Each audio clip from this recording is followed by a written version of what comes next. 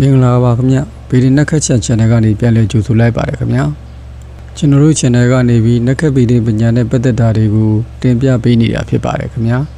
ဒီဗီဒီယိုမှာတော့ဝိဒဗီဒီပညာရဲ့အကျိုးတွေရဲ့သူမြင်လက္ခဏာတွေကိုတင်ပြပေးသွားမှာဖြစ်ပါတယ်ခင်ဗျ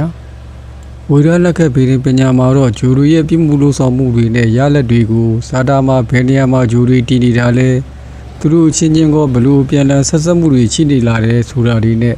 အများအပြားဆုံးဖြတ်ကြတာဖြစ်ပါတယ်။ဘယ်ရာသီဘယ်ဘာဝအိမ်မှာလဲဘယ်ဂျိုနဲ့ပူးနေပြီးဘယ်ဂျိုတွေအမြင်ချင်းတွေရှိနေတယ်လဲဆိုတဲ့အချက်တစ်ခုချင်းစီက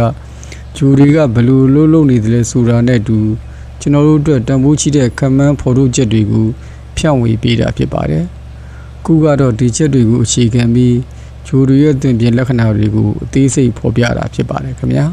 ။နံပါတ်1တစ်ချက်အနေနဲ့ဂျိုတလုံးကဘယ်ရာသီမှာရှိတာလဲဆိုတာကသူ့ရဲ့အခြေခံအားနဲ့ပြစ်မှုလို့ဆောင်မှုတွေကိုသတ်မှတ်ပေးတာဖြစ်ပါတယ်။ဂျိုတလုံးဟာမိမိရဲ့ရာသီအိမ်၊အုပ်အိမ်၊နေအိမ်၊ပြအိမ်၊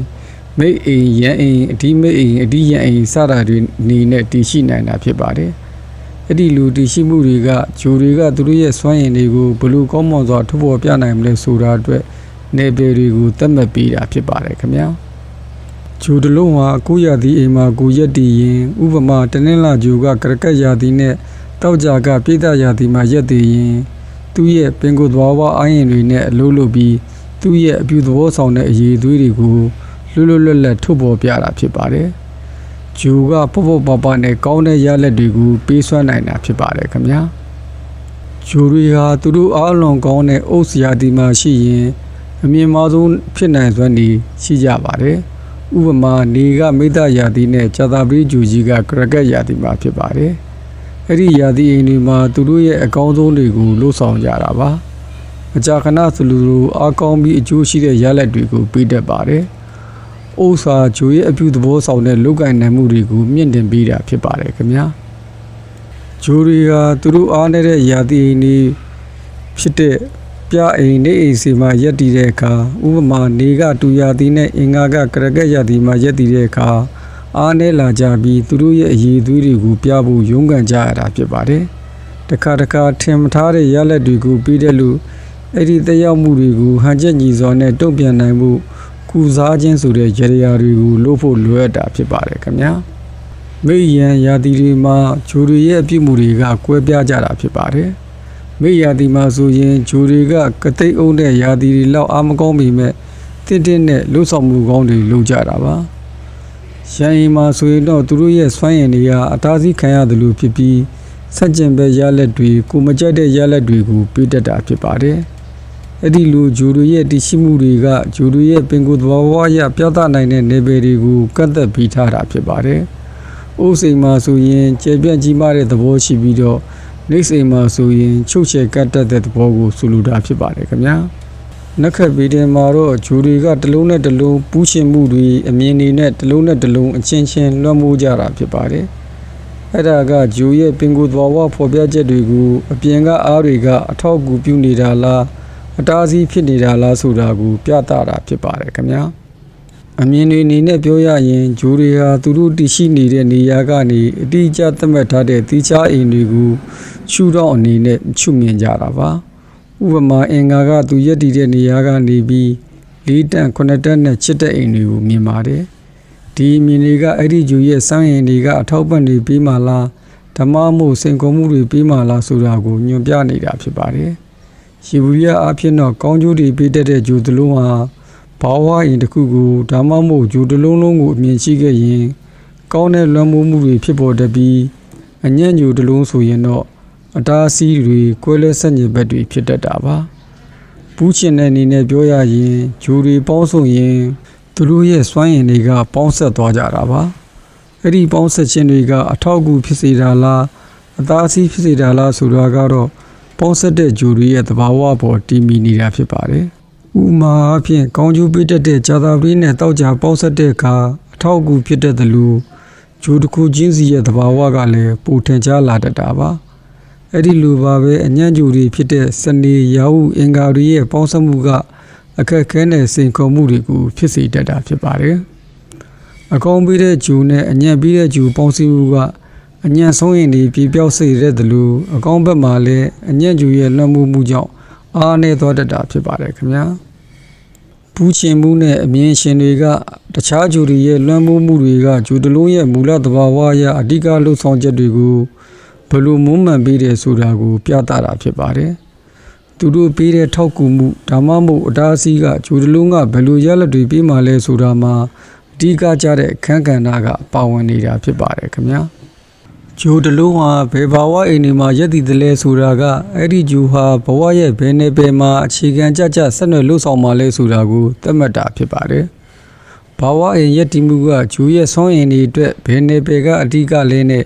သူ့ရဲ့စွမ်းရည်တွေကိုအပြည့်အဝပေးနိုင်သလားဆိုတာကိုသတ်မှတ်တာဖြစ်ပါတယ်ခင်ဗျာ။1တန်4တန်9တန်နဲ့10တန်အိမ်တွေကကိအိမ်တွေဖြစ်ပါတယ်။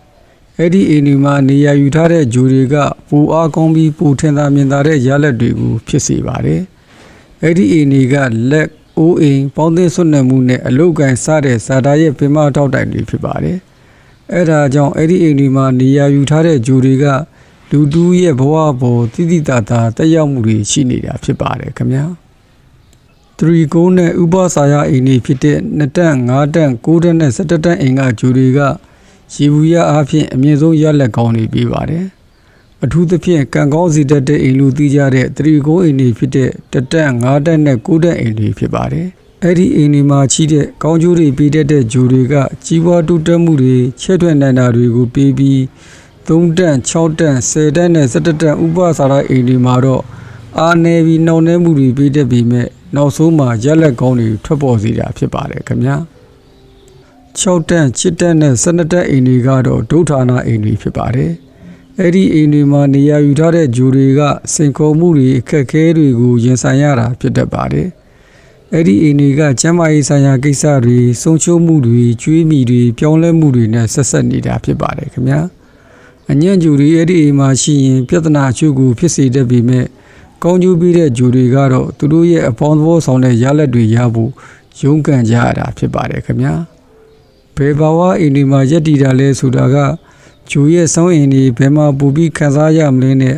ဘာဝအိမ်ဒီရဲ့ပင်ကိုယ်သဘာဝအပေါ်မှာအခြေခံပြီး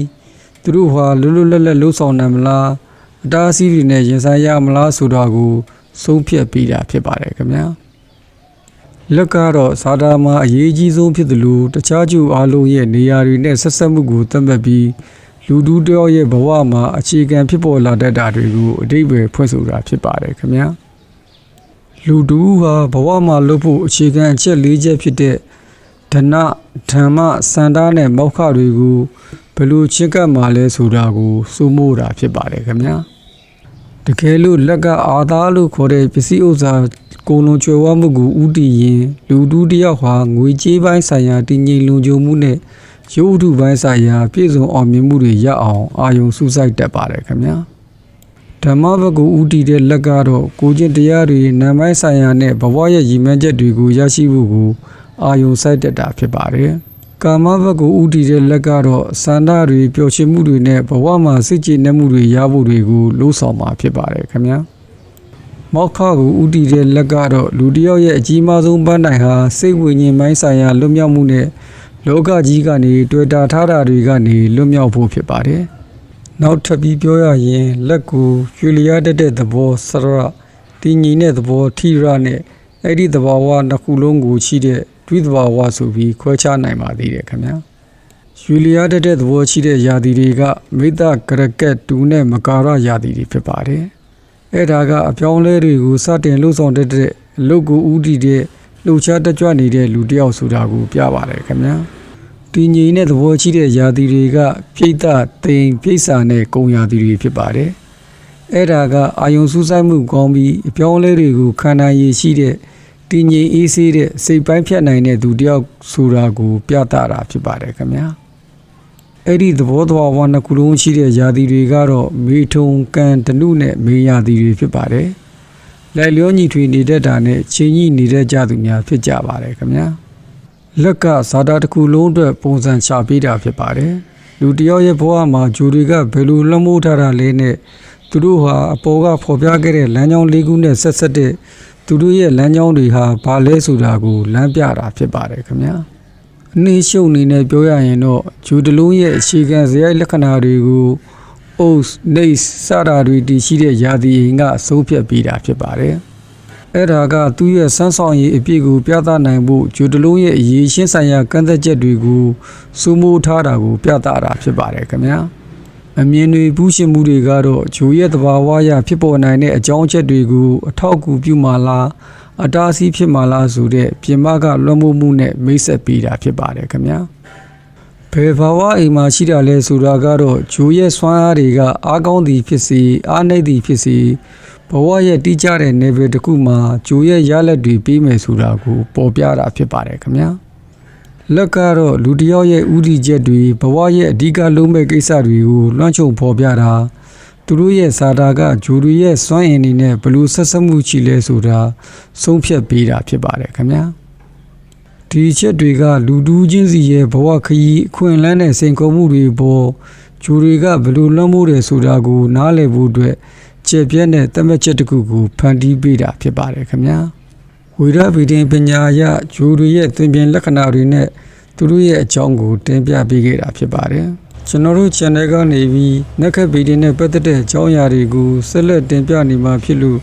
ကြည့်ချလို့ကျင်းတဲ့သဘောကျရင်